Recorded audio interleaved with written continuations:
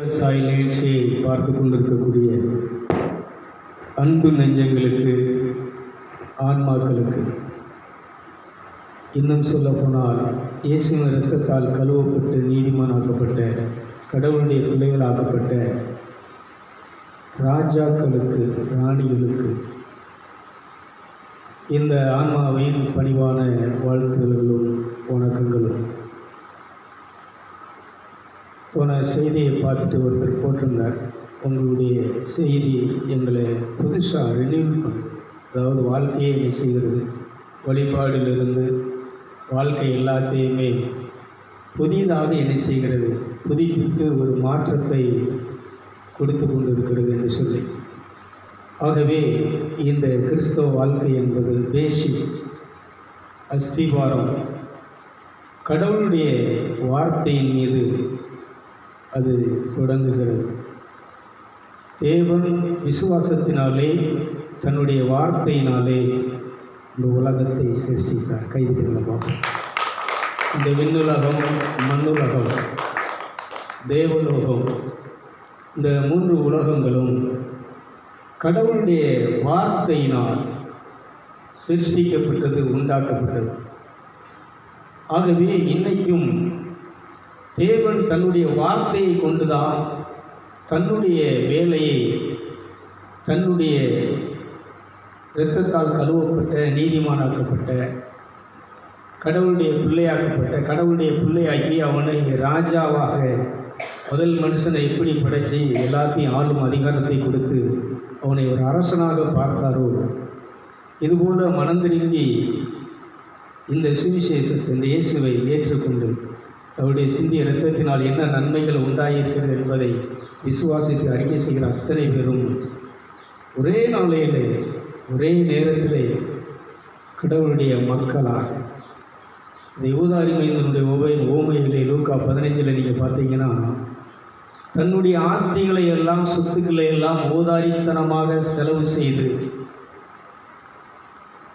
தவறான வாழ்க்கை வாழ்ந்து இந்த உலகம் காட்டுகிற வழியிலே, சிற்றின்பத்திலே, விபச்சாரத்தனத்திலே, இன்னும் மனசு விரும்பியதை, கண் இச்சித்ததை எதையுமே வெறுக்காமல் செய்த ஒரு மனிதன் கடைசியிலே சொல்லுகிறான், சுகபோகமாக வாழ்ந்தவன் சொல்லுகிறான், பசியால் மடிகிறேனே, நிம்மதி இல்லாமல் வாழ்ந்து கொண்டு இருக்கிறேனே, இப்போ வாழ்க்கை என்ன செய்வது, எப்படி வாழ்வது என்று சொல்லி கலங்கி தவித்து கொண்டிருக்கிறேனே, ஆனால் என் தந்தையின் வீட்டில் வேலையாட்கள் நிம்மதியாக இருக்கிறார்கள், பசி இல்லாமல் இருக்கிறார்கள், தாகம் இல்லாமல் இருக்கிறார்கள் என்று அதை நினைத்து உணர்ந்து அவன் சொன்ன வார்த்தை, நான் என் தந்தையின் இடத்திலே போய் மகனாக அல்ல வேலைக்காரனாக சேர்த்து கொள்ளும் என்று சொல்லுவேன் என்று அவன் இருதயத்திலே நினைத்தான்.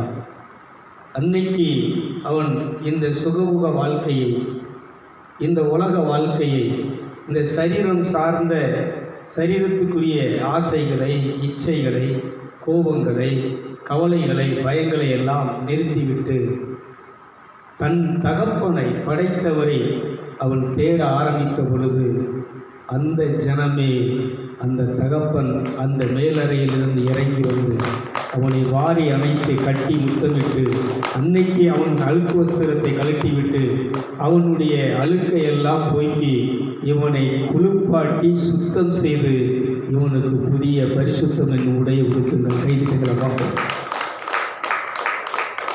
இங்கேதான் ஆரம்பமாகிறது. எத்தனை ஆண்டுகள், எத்தனை வருஷங்கள் இந்த தகப்பனை மறந்து, அந்த தகப்பனுடைய அந்த மகிமையை மறந்து, பிரசனத்தை மறந்து பாவத்திலே வாழ்ந்தான். ஒரு மனிதன் பாவத்திலே வாழ்கிறான் என்று சொன்னால், படைத்தவரை நினைக்காமல், சிருஷ்டித்தவரை தேடாமல், அவரிடத்தில் எனக்கு உதவி செய்யுங்கள், எனக்கு என்ன செய்யுங்கள், உங்களுடைய கரத்தை நீட்டி என்னை வழிநடத்துங்கள் என்று சொல்லி ஒரு மனிதன் உட்காராத போது, தேடாத போது அவன் இந்த உலகம் காட்டுகிற வழியிலே நடக்கிறான்.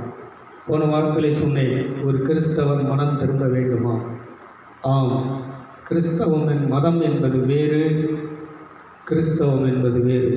கிறிஸ்து ஆவி இல்லாதவன் கிறிஸ்தவன் அல்ல. ஆகவே 1 கொரிந்தியர் 12 சொல்வார், பரிசுத்த ஆவியின் ஏவுதல் இன்றி ஒருத்தன் இயேசுவை ஆண்டவர் என்று என்ன செய்ய முடியாது, சொல்ல முடியாது. அப்படி சொல்லுகிறான் என்று சொன்னால் அது அங்கே என்ன செய்யாது, வேலை செய்யாது.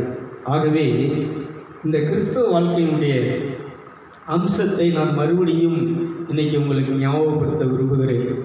இந்த கிறிஸ்தவம் என்பது மனம் திரும்புதலிலே ஸ்டார்ட் ஆகிறது. ஆகவே தான் சொல்கிறேன், ஒரே நாளையிலே ஒரே நேரத்திலே ஒரு மனுஷன் மனம் திரும்ப தன் செய்கிற எல்லாத்தையும் நிறுத்திவிட்டு, இதுவரைக்கும் செஞ்சிட்ருக்கிற காரியங்களை எல்லாம் ஸ்டாப் பண்ணிவிட்டு, இதுவரைக்கும் வாழ்ந்த வாழ்க்கையெல்லாம் அவன் வாழ்கிறதையெல்லாம் ஸ்டாப் பண்ணிவிட்டு புதுசாக அவன் என்ன மனம் திரும்புதுன்னா என்ன, இதுவரைக்கும் என் மனம் போல் வாழ்ந்தாப்பா, என் மனசுக்கு பிடிச்ச மாதிரி, என் கூட இருக்கிறவங்களுக்கு பிடிச்ச மாதிரி, புருஷனுக்கு பிடிச்ச மாதிரி, பிள்ளைகளுக்கு பிடிச்ச மாதிரி, மாமா மாமிக்கு பிடிச்ச மாதிரி, எனக்கு வேண்டியவங்களுக்கு பிடிச்ச மாதிரி நான் வாழ்ந்தேன். இன்றைக்கி இதையெல்லாம் நிறுத்திட்டு இன்னையிலிருந்து என்னை படைத்த என் தகப்பன் பிடித்த மாதிரி நான் வாழ விரும்புகிறேன். கைதுகளை தான் மனம் பிடிக்கும்.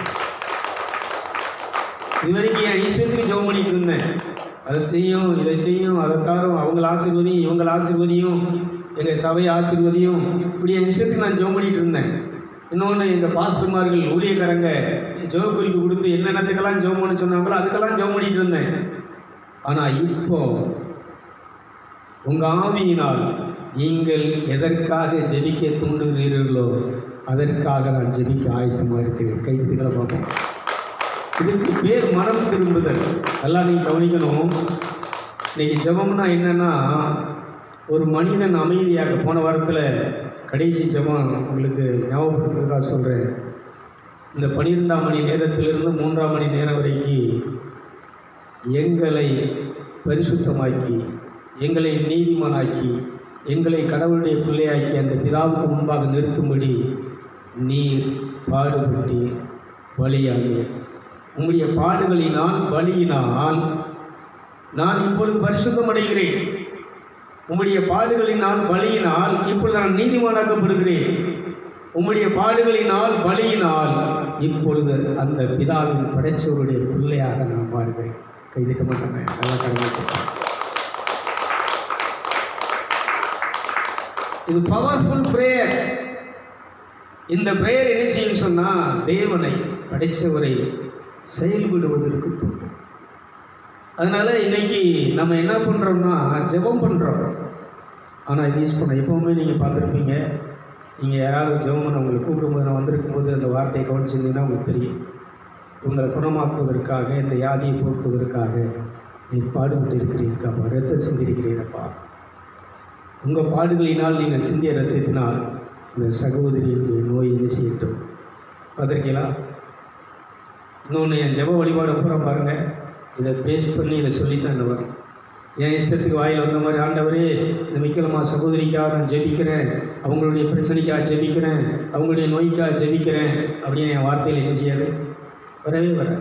ஒரே ஒரு வார்த்தை, அவங்கள சரி பண்ணக்கூடிய ஒரு விளக்கரையும் ஒரு பலி சிலுவையிலே நடந்திருக்கிறது, கல்வாரியின் பலிபீடத்திலே நடந்திருக்கிறது. இதை நீங்கள் என்ன செய்யணும், உச்சரித்து சொல்லி அந்த சகோதரிக்கு ஆண்டவர் சுகத்தை கொடுக்குற அந்த ஆவியை கட்டி நீங்கள் கிளீன் பண்ணிட்டு சொல்லலாம், தேங்க்ஸுப்பா, உங்கள் ரத்தம், நீங்கள் சிந்திய ரத்தம் என்ன செய்யலை, வீண் போகவில்லை, நீங்கள் பாடுபட்ட பாடுகள் என்ன செய்யலை, வீண் போகவில்லை. ஆகவே ஒரு மருந்து பூசி தான் ஒரு வழியை என்ன செய்ய முடியும், ஒரு டேப்லெட் கொடுத்து தான் ஒரு இதை என்ன செய்கிறாங்க. அதனால் இந்த இயேசுவின் இரத்தமும் காயமும் நம்முடைய நோய்களுக்கு மருந்து டேப்லெட். ஒரு கைத்தட்டி என்ன செய்யும் நல்ல.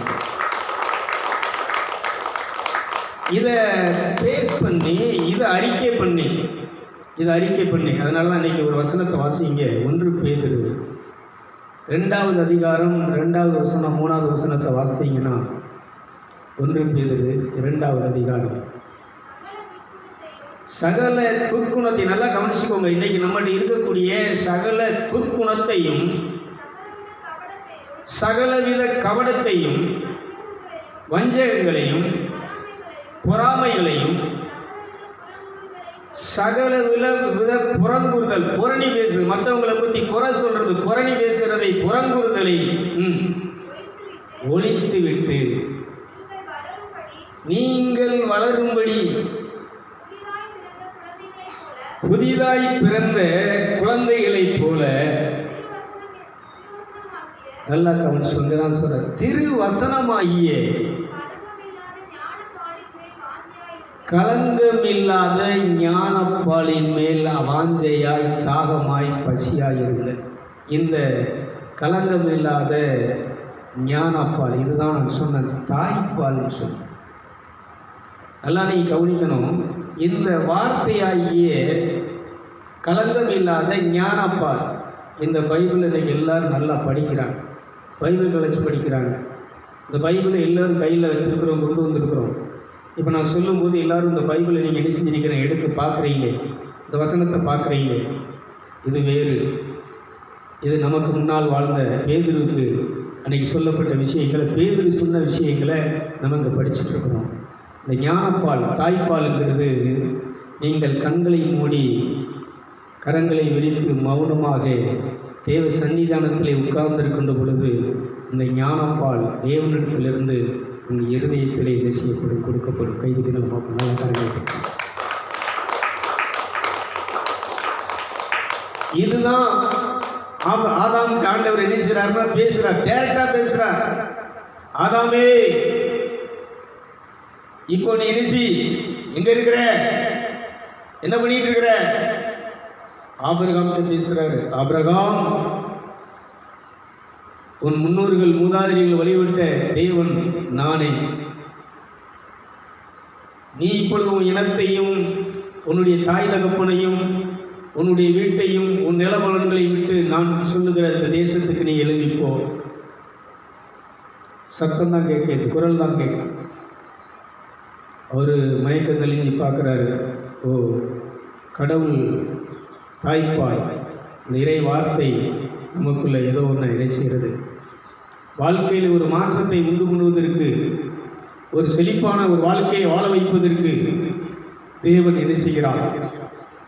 ஆபிரகாம் இடத்தில் பேசுகிறார். இந்த குரலுக்கு அந்த இடம் எப்படி இருக்குன்னு தெரியாது, அது எவ்வளவு தூரத்தில் இருக்குன்னு தெரியாது. ஆனால் அந்த வார்த்தையை அவர் அப்படியே உட்கொண்டு அந்த வார்த்தையின்படி பேசுகிறாரு. அவர் கடந்து போகிறார். சொல்கிறாரு, உன் சந்ததியை நான் பெருகை செய்வேன், உன் இனத்தை பெருகை செய்வேன். இது சாத்தியமா? இவருக்கு வயசாகி போச்சு, இவருடைய கற்பம் செத்து போச்சு. சாராளுக்கும் வயசாகி போச்சு, கற்பம் செத்து போச்சு. இவங்களுக்கு குழந்தை பெறுவதற்கு என்ன கிடையாது, வாய்ப்பே கிடையாது. உலக ரீதியாக சயின்டிஸ்ட் பிரகாரம் அவங்க கற்பம் செத்து குழந்தை இல்லாமல் 2 பேரும் எப்படி இருக்கிறாங்க, மலடாக இருக்கிறாங்க. ஒரு மலடி மலை இதாக இருக்கிறவங்கள பார்த்து சொல்கிறாரு, உன் மனைவி பிள்ளை பெறுவார், உனக்கு ஒரு வாரிசு என்ன செய்யும், பிறக்கும். இந்த வாரிசு மூலமாக இந்த உலகம் எங்கும் மக்கள் என்ன செய்வார்கள், திரளான ஜாதிகள். அது சும்மா சொல்லலை, வானத்தின் நட்சத்திரங்களை உன்னால் எண்ண முடியுமாடா, இந்த கடல் மணலை உன்னால் எண்ண முடியுமா?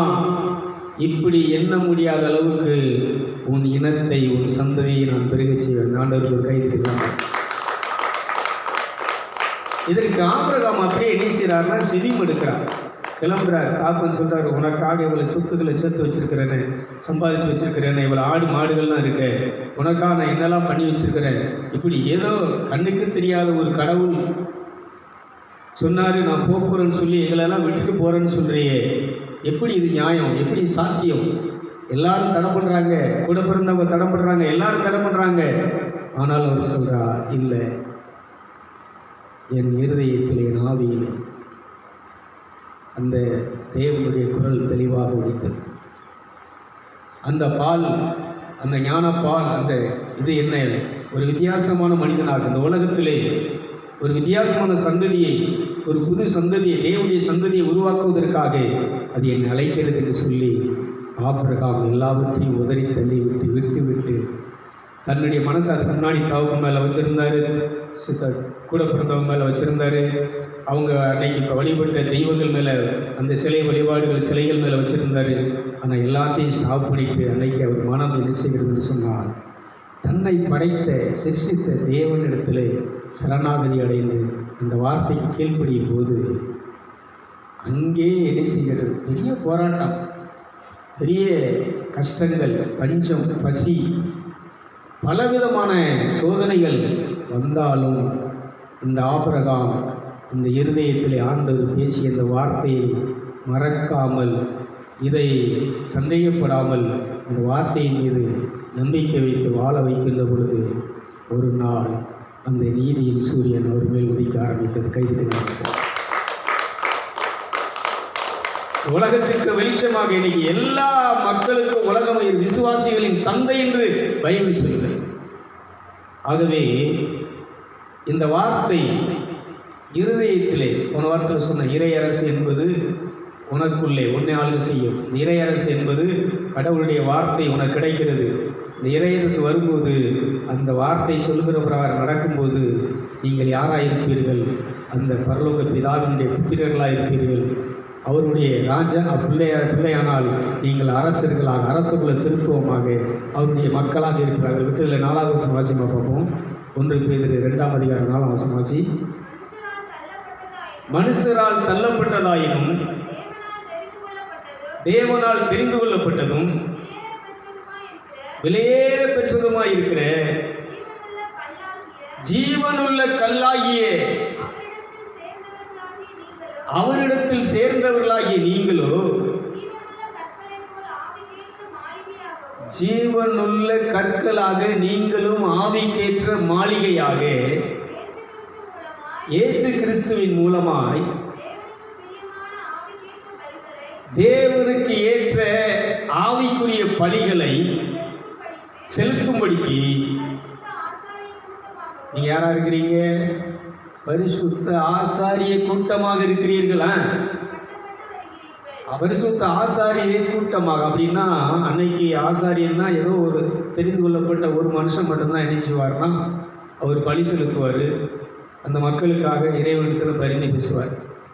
இன்றைக்கி நாம் எல்லோரும் இயேசு கிறிஸ்துவின் இரத்தத்தால் கழுவப்பட்ட, நீதிமானாக்கப்பட்ட, பரிசுத்தமாக்கப்பட்ட அத்தனை பேர்கள் இன்றைக்கி நம்ம யாரும் சொன்னால் தேவனுடைய ஆசாரியர், பலி செலுத்தக்கூடிய, ஆவிக்கேற்ற பலி செலுத்தக்கூடிய, ஆவியிலே பலி செலுத்தக்கூடிய, பலி செலுத்தும் ஆசாரியர்களாக, அரசர்களாக, அரச திருத்துவ கூட்டமாக இன்னைக்கு நாம் எல்லோரும் அமர்ந்திருக்கிறோம். கைதிகள் நல்ல கரங்களை கட்டி விடுதலை வாசி.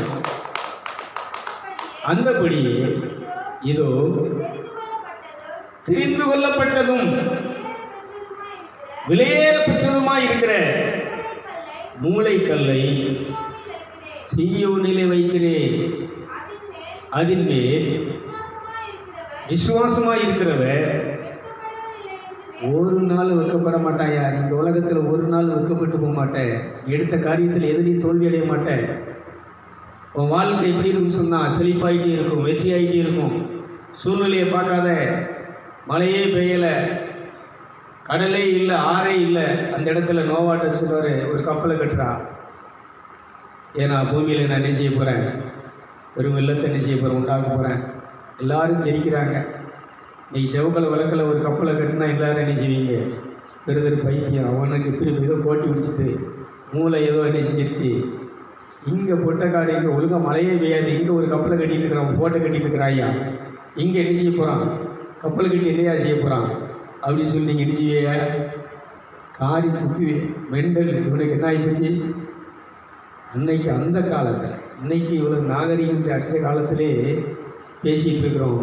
அந்த காலத்தில் நோவா நினைச்சாருன்னா இந்த வார்த்தையின்படி, ஆண்டவர் சொன்ன வார்த்தையின்படி வேலையை கட்டிகிட்டு இருக்கிறார். வேலையை கட்டி அவர் சொன்ன பிரகாரம் மிருகங்களை, பறவைகளை, எல்லா ஜீவன்களை உள்ளே அனுப்பிட்டு ஆண்டவர் என்ன செஞ்சார்னா நோவாவையும் குடும்பத்தையும் உள்ளே தள்ளி விட்டு அவர் வெளியே கூட என்ன செஞ்சார்னா கதவை அடைத்தார். எனக்கு ஒரு கைத்திருக்கலாம் கடவுளுக்கு நல்ல கடவுள். அதனால் ஒரு கிறிஸ்தவனுடைய வாழ்க்கை என்பது இறை வார்த்தையில் இருக்கிறது. இதே முதல் அதிகாரம், 1 பேதுரு முதல் அதிகாரம் நீங்கள் பார்த்தீங்கன்னா 23 வாசிக்க பார்ப்போம். அழிவுள்ள வித்தினாலே அல்ல, என்றென்றைக்கும் நிற்கிறதும் ஜீவனுள்ளதுமான, என்றென்றைக்கும் நிற்கிறதும் ஜீவனுள்ளதுமான தேவனுடைய வசனமாகிய அழிவில்லாத வித்தினாலே மறுபடி நீங்கள் பிறந்திருக்கிறீர்கள். கைதிகளை பார்ப்போம். இந்த தேவசாய நிகழ்ச்சியை பார்க்குறவங்களுக்கு சொல்கிறேன், இந்த வார்த்தையினால் நீங்கள் மறுபடி பிறக்கும்போது, மறுரூபமாகும்போது, இந்த வார்த்தையை, அதனால தான் தேவசாய நிகழ்ச்சின்னு இந்த நிகழ்ச்சிக்கு ஆவியானவருக்கு பேர் கொடுத்தார். இந்த தேவசாய நிகழ்ச்சியை பார்க்குறவங்க கடவுளுடைய சாயலாக நீங்கள் மாறிட்டு இருப்பீங்க. அதனால் ஜெபம்ங்கிறது என்னென்னா, இப்படி நம்ம இஷ்டத்துக்கு வாயில் வந்ததெல்லாம் உளறிக்கிட்டு வைத்தியம் மாதிரி இடிஞ்சிட்டு குழம்பிட்டு இருக்கிறதில்ல. கண்களை மூடி மௌனமாக இந்த புருவமத்தியை தூக்கி நீங்கள் கரங்களை விரிச்சு இருக்கும்போது, ராத்திரி நேரம் எல்லாரும் உறங்கி மௌனமாக இருக்கிற நேரத்தில் சாலமோனை பார்த்து கேட்குறாரு, சாலமோனை சாலமோனை அப்படிங்கிற சாமுவேலை பார்த்து சொல்கிறார், சாமுவேலை. ஏலி ஆசாரியன் கூட இணைஞ்சிருக்கிறார்னா சாமுவேல் படுத்திருக்கிறார். அங்கே கூப்பிட்றாரு, சாமுவேல். அப்போ ஏலிகிட்ட போய் கேட்குறாரு, ஐயா என்னை கூப்பிட்டீங்களா? இல்லைப்பா நான் கூப்பிடல, படுத்துக்கோ அப்படிங்கிற. மறுபடியும் சத்தம் மறுபடியும் கேட்குறாரு, கூப்பிட்டீங்களா? இல்லைப்பா படுத்துக்கோ. மறுபடியும் சத்தம் கேட்குது. ஏலி சொல்கிறாரு, ஆண்டவரே சொல்லும், அடியேன் கேட்கிறேன், நான் என்ன செய்ய வேண்டும் என்று சொல்லி தேவனிடத்தில் என்ன பேசு அப்படிங்கிறார். இன்றைக்கி ஜெப கூட்டத்துக்கு போகிறவங்க, ஆவிக்குரிய கூட்டத்துக்கு போகிறவங்க, ஆராதனைக்கு போகிறவங்ககிட்ட கேட்குறேன், கோயிலுக்கு போகிறவங்க, புண்ணிய ஸ்தலங்கள்கிட்ட போகிறேன், இன்றைக்காவது நீ ஆண்டவர் பேசுகிறத கேட்டிருக்கியா? ஆண்டவரை பார்த்துருக்கியா? மனம் திரும்பிய மனுஷன் அன்னைக்கே ஆண்டவரை பார்க்க முடியும். மனம் திரும்பிய மனிதன் அன்னைக்கே ஆண்டவர் பேசுகிறதை கேட்க முடியும். மனம் திரும்பிய மனிதன் அன்னைக்கே பரிசுத்தம் என்னும் ஆடையை உடுத்தி பரிசுத்தமாக்கப்பட்டு தேவனுக்கு முன்பாக மகனாக மகளாக நிறுத்தப்படுகிறார்கள். நல்ல கைது. அதனால் இந்த தேவசாய நிகழ்ச்சியை பார்க்குற அனைவருக்கும் இந்த இயேசுவின் நாமத்திலே நான் கேட்கிறது, பணிவாக கேட்கிற ஒரு படிக்கிறது என்னன்னு சொன்னால், நீங்கள் தேவ சன்னிதானத்திலே வந்து மௌனமாக கரங்களை விரித்து கண்களை மூடி, என் விருப்பம் அல்லப்பா உங்கள் விருப்பம், ஆண்டவரே நீர் பேசு, நான் என்ன செய்ய சித்தமாக இருக்கிறேன், நான் என்ன பண்ணணும், உங்கள் வார்த்தையின்படி வாழ்கிறதற்கு எனக்கு பலனை தாரும், உங்கள் வார்த்தை என் காதுகளிலே கேட்கும்படி என் காதுகளை அபிஷேகியும், உங்களை பார்க்கும்படி என்னுடைய இந்த அறிவு கண்ணை நீர் திறந்தரலும், ஞான கண்ணை நீர் திறந்தரலும், உங்கள் குரல் என் இருதயத்திலே ஒலிக்கும்படி என் இருதயத்தை அபிஷேகியும். கைதிட்டை அபிஷேகம் உங்களை கரங்கள். இப்படி நீ உட்கார்ந்து ஒரு குறிப்பிட்ட நேரம் அந்த சப்தம் கேட்கறது வரைக்கும், அந்த பிரசன்னம் உன்னை ஆட்கொள்கிறது வரைக்கும், தேவ ஆவியானவர் உணர்வுகளை செயல்படுகிறது வரைக்கும் உங்களை நான் ரிசீவ் பண்ணுறேன், உங்களுக்காக நான் காத்திருக்கிறேன் என்று சொல்லி நீங்கள் காத்திருக்கும்போது பைபிள் சொல்கிறது, கர்த்தருக்கு காத்திருக்கிறவர்கள் புது பலன் அடைந்து செட்டைகள் அடித்து பறப்பார்கள். கைதிகள். ஆகவே இந்த ஞானப்பாலின் மீது அதனால தான் சொல்ல, நீங்கள் பைபிள் படிக்கலாம். நாங்களாம் பைபிள் படிக்கிறோன்னு 1 மணி நேரம் படிக்கிறோம், காலையில் எழுந்திரிச்ச உடனே படிக்கிறோம், இன்னும் இந்த பைபிளை நாங்கள் தலைமாட்டில் வச்சு படுக்கிறோம். பைபிள் படிக்காமல் நாங்கள் எதையும் என்ன செய்யலை. இது தப்பு கிடையாது, நல்ல விஷயங்கள். ஆனால் தாய்ப்பாலுங்கிறது எங்கேருந்து வரும் சொல்லுங்கள்? தாய்ப்பாலுங்கிறது எங்கேருந்து வரும்? ஏட்டு சுரக்காயிலிருந்து வரும். அது எங்கேருந்து வரும்? இருதயத்தில். பைபிள் சொல்லுகிறது, கடவுள் தன்னுடைய ஆவியினாலே தன்னுடைய வார்த்தையை நம்முடைய இருதயமாகிய பலகையிலே எழுதுகிறார். கைதிட்டுகளை பார்ப்போம். இந்த வார்த்தைக்கு என்ன உண்டு? நான் இதை தப்பாக சொல்லலை. இதை விட இதெல்லாம் கேட்டுட்டு நம்ம அதை அடுத்த நிமிஷம் என்ன செஞ்சுக்கிடுவோம் சொல்லுங்கள்? மறந்துட்டு போயிடுவோம். ஒவ்வொரு வருஷமும் வாக்குத்தத்த வசனம்னு சொல்லி அட்டையில் வாங்கிட்டு போகிறீங்களே, ஏதாவது நடந்திருக்கா? இந்த வாக்குத்தத்த அட்டையை வாங்கின அன்னைக்கு பார்ப்போம், படிப்போம். அதுக்கப்புறம் இந்த வாக்குத்தத்த அட்டைக்கு ஏதாவது மதிப்பு இருக்கா? அது என்ன செய்யும்? அந்த பைபிள் அட்டைக்குள்ளே இணைஞ்சிருக்கும், அது வாட்டில் இணைஞ்சிட்டு இருக்கோம், பூசரை முடிச்சு இணைஞ்சிட்டு இருக்கோம், உட்காந்துட்டோம். நம்ம என்ன செஞ்சுட்டு இருப்போம்?